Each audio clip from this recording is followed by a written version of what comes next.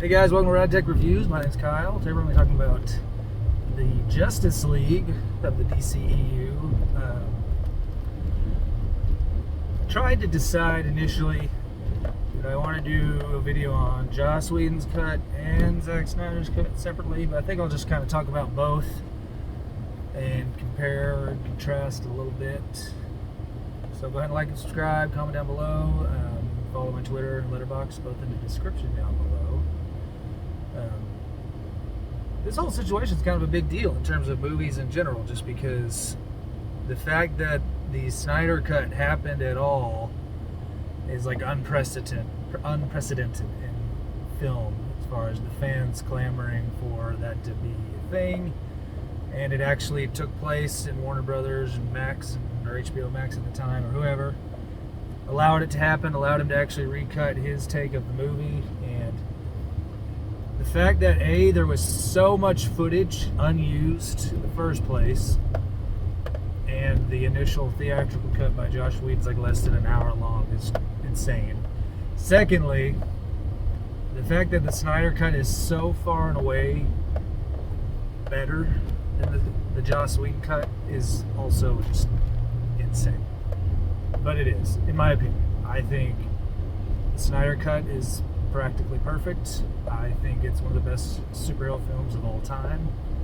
And conversely, I think the Joss Whedon cut is a lot of it's just utter trash. You know, it's crazy to think how different they are in tone and with what's kind of happening, going on, etc.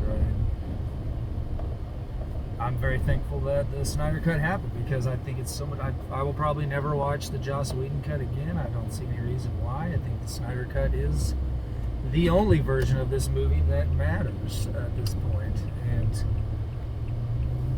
it sucks. I'm going to say it, I've been saying in the other videos, but if somehow we ever got Zack Snyder's Justice League Part 2, that would be amazing. And then after that, be done with Snyder, fine. But I really wish we could see the culmination of everything he put towards all of this and all the things he set up throughout the films, and see how they come together ultimately because that little tease at the end of this is it just leaves you wanting so much more, you know. So this is 4 hours long. It's broken into 7 parts, and then you have the epilogue. And it's been a week since I watched it, so hopefully I remember everything I want to discuss or talk about. I think I know it all for the most part. So in the beginning, we get Bruce Wayne. He's kind of trying to build the team. He's traveling out, meeting with Aquaman, finds Arthur Curry, and kind of puts the notion out there to him, see what he thinks, trying to get him to come be a part of this group. Diana Prince is out and about in the UK. We get really all this movie is just iconic badass scene after iconic badass scene, you know. Whether it's the Flash, Barry Allen, where he saves, while it is a little cheesy, where he saves Iris, it is also a really cool demonstration of his powers and how things look from his perspective. And even at the end, when we get him kind of rolling time back, why these types of aesthetic choices for how his powers are demonstrated were not used in Flash movie, which I liked more than most people. But I will agree, the CGI mess that was the Speed Force stuff, I mean, I get it's a creative choice. It doesn't look great. It doesn't come off very well. It's from idea to actual execution of it. But this is I don't really like Ezra Miller as Barry Allen. He's just, for whatever reason, he's just not what I picture as Barry Allen. He just doesn't do it for me as that character. And I don't know if that's just because, like, he's more of an awkward teen or whatever. He's clumsy and nerdy and stuff, which is fine, but I think it's because of the Justice League animated show when I was a kid. You know, Barry Allen in that is played by...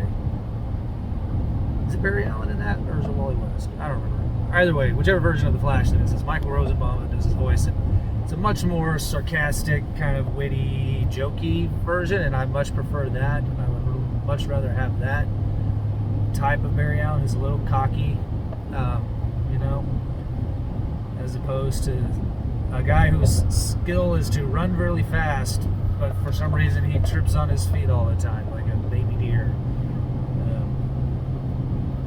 But yeah, the scene with that, the scene where he saves Iris from the car, it's a cool scene. It's nice to see her introduced. We don't get a lot of her in this, we don't even get a lot of her in the Flash, but she is present to an extent, which is nice. And, you know, Wonder Woman's first scene in the movie is an iconic scene of its own, as far as saving from the bombers at the bank, or wherever that is. You know, she just being badass. And then Steppenwolf is our main antagonist, pretty much working for Darkseid, trying to regain favor with Darkseid, I guess. And he doesn't look vastly different from the Whedon cut, but he is a little more animalistic and a little more intimidating here. Whereas in the Whedon cut, he had a little more personality, I guess, as far as he was a little more humanoid. So I definitely like the design of him better here. And I'm trying to think, what am I forgetting? Cyborg. Cyborg by far was the best part of the Whedon cut to me, and I feel like we didn't get enough of him. So to see him fully fleshed out here is fantastic. You get a much more in-depth look at his backstory, playing football, how his mom died, and how his dad came to bring him back to life and everything. You know, where he feels like he's some sort of Frankenstein monster type of thing, and then he's really kind of the heart of the group in terms of the emotional weight of everything. And I just really like that we get so much more of him in this version, because he was by far the best part of the Whedon cut.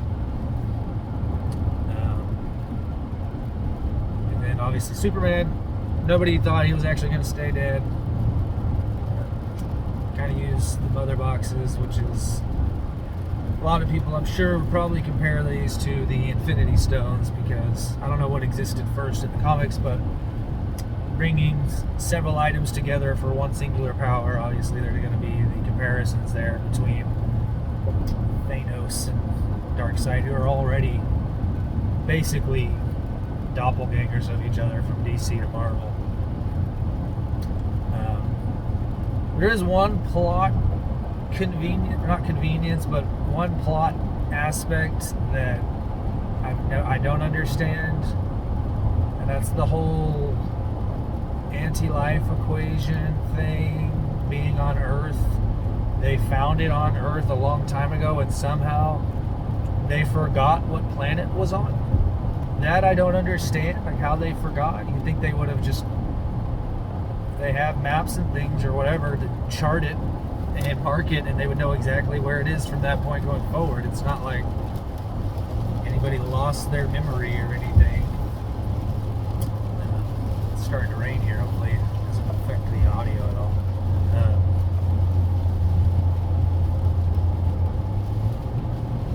But overall, I mean, you get the great Steppenwolf going after the boxes. You get several moments from that with him fighting all of the Amazon women, which is much more extensive here than it was in the Whedon cut. You get a lot more from it. That's a badass scene. And then in addition to that, you get him taking on the Atlanteans, and you get a little bit of Mera and Arthur Curry, which after I watch Aquaman, I'm not entirely sure if those two bleed together all that well in terms of continuity between where Arthur is in the Justice League versus where he is in Aquaman.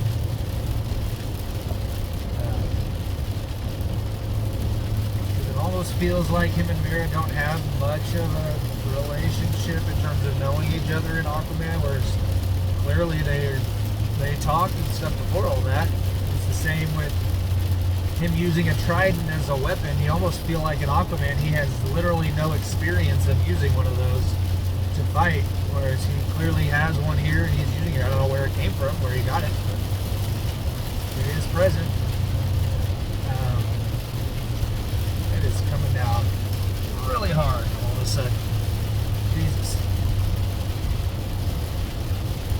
Another big difference between the Whedon cut and the Snyder cut is the color palette. The Whedon cut was much more of an orangish, brighter colored looking movie, whereas you get more consistency here with the Snyder movies in terms of it being a little more dark, a little more gray, which just fits the tone so much better, and it flows a lot better when you're going from film to film in the DCEU.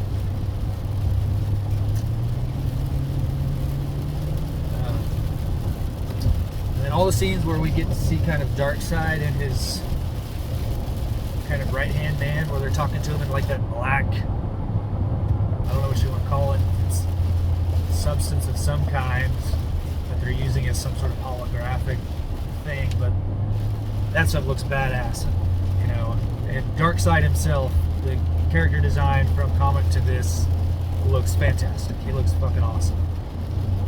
And then, you know, you see him, actually get to see him in the battle where you have the old gods and man and the Atlanteans all fighting Darkseid when he invaded the first time thousands of years ago.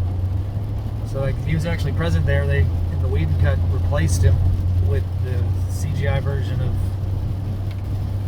Steppenwolf instead. It's like Darkseid never even made an appearance. And so seeing that he was actually a part of the initial plan with that is pretty cool. And I just love those old time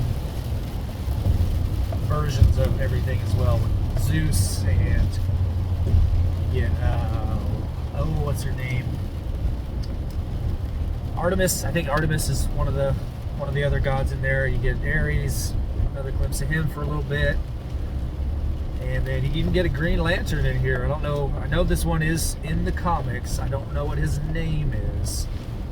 But getting to see one at all is pretty cool. And then, you know, he dies and you can see the ring fly off. I don't know if it goes to the one that we know from the Green Lantern movie or not, or what, but or how long those species live and everything. But that whole sequence, I could use a whole movie of that. I think that'd be fucking badass.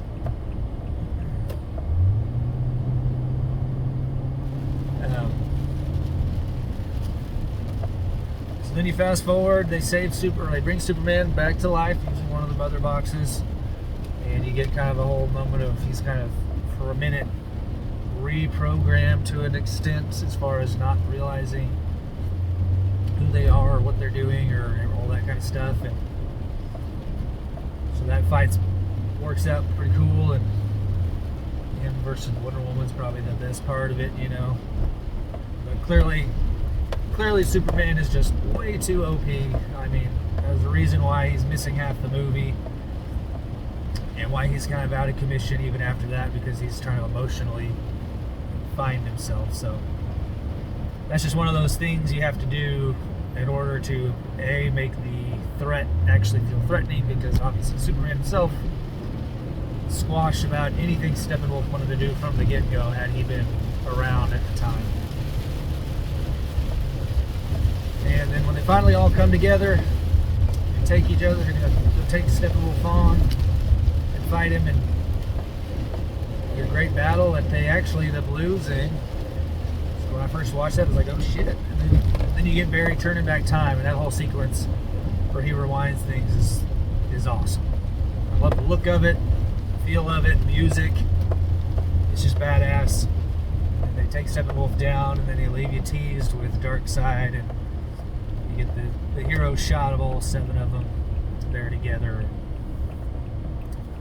And then you go into the epilogue, which really just leaves you wanting so much more. I mean, you get Leto's Joker. I would love to see Leto's Joker under the guise of Zack Snyder's control and see what that would look like overall. So you got several kind of, I guess you could say, villains. I mean, Deathstroke is there too. That's just another thing we'll never get, or when we do get him, I would like to see Joe Manganiello actually get a chance to actually play the character in a future Batman movie.